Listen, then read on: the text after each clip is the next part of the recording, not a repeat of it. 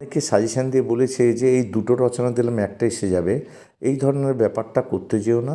বিজ্ঞান সম্পর্কে যেহেতু আসি তাই বিজ্ঞানের রচনাটা খুব জোর দিয়ে করে যাবে। আর রচনা লেখার জন্য নিজস্বতা দরকার। তোমার যদি নিজস্বতা থাকে তাহলে তুমি যে কোনো রচনায় লিখতে পারবে, সেই ধরনেরই প্রস্তুতি তুমি নেবে। আমি যথেষ্ট গুরুত্ব সহকারে করেছি, তাও তোমরা দেখো একবার। এক, বিজ্ঞান মনস্কতা কুসংস্কার অথবা বিজ্ঞান ও কুসংস্কার। দুই, প্রতিদিনের জীবনে বিজ্ঞান বা প্রাত্যহিক জীবনে বিজ্ঞান ও প্রযুক্তি, বিজ্ঞান আশীর্বাদ না অভিশাপ বা বিজ্ঞানের ভালো মন্দ। তিন, বাংলার উৎসব। চার, বাংলার ঋতুবৈচিত্র্য। পাঁচ, সমাজ কল্যাণে ছাত্র সমাজের ভূমিকা বা পরিবেশ রক্ষায় ছাত্র সমাজের ভূমিকা বা ছাত্র জীবনের সৌজন্য শিষ্টাচার।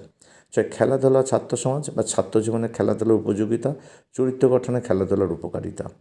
সাথে একটি ভ্রমণের অভিজ্ঞতা। আট, একটি নদীর আত্মকথা বা একটি পথ বা রাস্তার আত্মকথা, একটি মেলার আত্মকথা। নয়, তোমার প্রিয় সাহিত্যিক। 10, একটি গাছ একটি প্রাণ অথবা বনসৃজন ও পরিবেশ বা বন ও বন্যপ্রাণী সংরক্ষণ। আর 11, তোমার জীবনের লক্ষ্য। যদি ভিডিওটি ভালো লাগে অবশ্যই তোমরা বন্ধুদের শেয়ার করে তাদেরও জানতে সাহায্য করবে।